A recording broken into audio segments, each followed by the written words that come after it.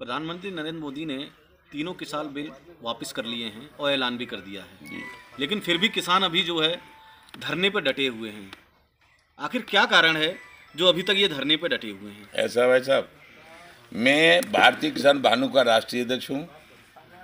26 तारीख को जब तांडव हुआ था, उस तांडव में ये कहते हम किसान नहीं थे, लेकिन किसान भी थे और इनके साथ खालिस्तानी लोग शामिल थे। उसी समय से हम समझ गए थे कि ये आंदोलन किसानों के हित में नहीं है। ये आंदोलन बहुत बड़ी साजिश है, बहुत बड़ी फंडिंग है इनके लिए। वो फंडिंग जब तक इनको मिलती रहेगी, कौन है उनमें?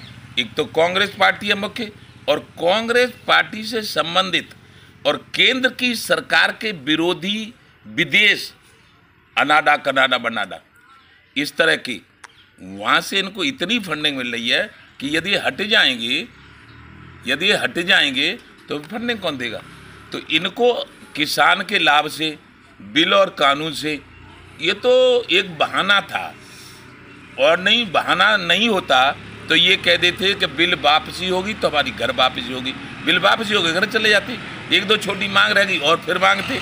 लेकिन ये भी तो इनको देखना चाहिए, ये भी तो शर्म आनी चाहिए कि टिगरी बॉर्डर, सिंगू बॉर्डर पे पक्के मकान बनाकर एसी लगाकर रह रहे हो। किसान यदि होते तुम, केवल यदि किसान होते तो सड़क पे मकान बना लेते। गांव में तो मकान नहीं बनता, गांव में तो किसानों के एसी नहीं लगती, वहां एसी लगा ली। तो ये फंडिंग नहीं तो और क्या है? अंधा आदमी को कहो कि किसान आंदोलन में सड़क पे पक्के मकान बने हैं, उसमें एसी लगाए, तो वो कह रहा होगा कहीं से पैसा मिल रहा होगा। ये एमएसपी की मांग कर रहे हैं अब कि अब एमएसपी हमारा लागू हो जाए, उसके बाद हम लोग हटेंगे। आप इससे कितना सहमत हैं? देखिए, एमएसपी, सरकारी एमएसपी से तो ये है कि मैं बिल्कुल सहमत नहीं हूं।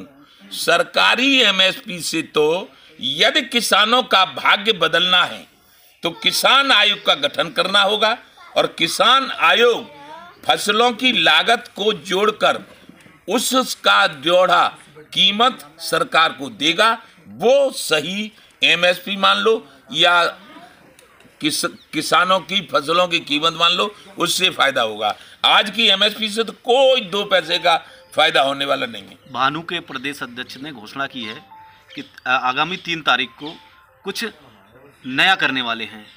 क्या कुछ नया करने वाले हैं और क्या ऐलान करने वाले हैं, वो बताइए। नया ये करने वाले हैं कि ये जो बकवास कर रहे हैं किसान नेता, जितने किसान नेता आज छा रहे हैं, उन सभी किसान नेताओं की सीबीआई जांच की घोषणा करेंगे, सीबीआई जांच की मांग करेंगे सरकार से।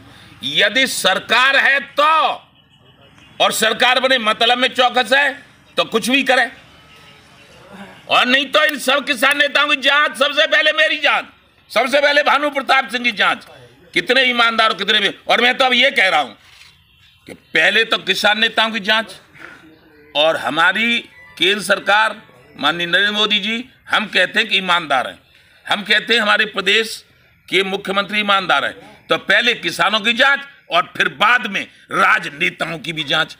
दूध का दूध और पानी का पानी हो जाएगा, देश चलेगा। 75 साल में, केवल 75 साल में इन बेईमानों ने, चाहे वो राजनेता हो चाहे वो किसान नेता हो, इस देश को लूट के फेंक दिया है केवल 75 साल में। अंग्रेज जो 200 साल में नहीं कर पाए थे, अंग्रेज गंगा को और यमुना को 200 साल में गंदा नहीं कर पाए थे, इन्होंने 75 साल में उद्योगपतियों से पैसा ले लेकर, नोटिस दे देकर सारे उनके गंदे नाले यमुना में और गंगा में पड़वा दिए। ये तो राक्षस प्रवृत्ति है, ये भारत की संस्कृति को खत्म करना है। यमुना और गंगा इन्होंने इतनी गंदी कर दी कि कोई देख नहीं सकता। उनका जल जो मर्जों को काटता था, आज पानी पी लो तो उसको मरना पड़ेगा। ये सारी जांचें होंगी, कौन कौन से राजनेता ने कौन कौन बेईमानी करी, कहां कहां से धन पटाया, कब कब इन्होंने किन किन उद्योगपतियों के नाले यमुना में और गंगा में डलवाए, ये जांच होनी चाहिए। और न इन पे हो तो हमें नहीं चार्ज, फिर हम देखेंगे। भानु ने कुछ दिन पहले एक किसान महापंचायत की थी, उसमें कुछ मांगे जो अपनी मूल मांगे थी, उसमें डिप्टी सीएम दिनेश शर्मा जी भी आए थे उस महापंचायत में, सूर्य प्रताप शाही भी आए थे कृषि मंत्री, जो उन्होंने आपने अपनी मांगे रखी थी, वो मांगों के लिए आपने 50 दिन का समय दिया था। लेकिन अब उन मांगों का क्या हुआ? मुख्यमंत्री जी ने मानी या नहीं मानी? अब आगे आपकी क्या रणनीति है? ऐसा है, हमने मांगा था किसान आयोग का गठन करो, किसानों के कर्जे माफ करो, 10,000 आजीवन भत्ता दो, 1 करोड़ मरने पर मुआवजा दो किसान को। एक भी मांग पूरी नहीं हुई। आए थे, सुन गए और चले गए। अब उनसे जाके हम पूछेंगे, पहले तो यहां तो तय करेंगे सो करेंगे, हम कल जा रहे हैं, हम पूछेंगे उन मांगों का क्या हुआ। हमें कुछ चाहिए नहीं और एक जान बाकी है हम पे। यदि इसको भी किसानों हित में, किसान हित में देना पड़ेगा तो आज हम प्रतिज्ञा कर रहे हैं। यहाँ पे हम 30-35 साल पहले महेंद्र सिंह टिकैत ने प्रदेश अध्यक्ष बनाए थे, तभी से हम किसानों की लड़ाई लड़ते रहे अराजनीतिक रूप में। आज हम यह प्रण कर रहे हैं कि हम पे जो जान है इसको भी कुर्बान कर देंगे।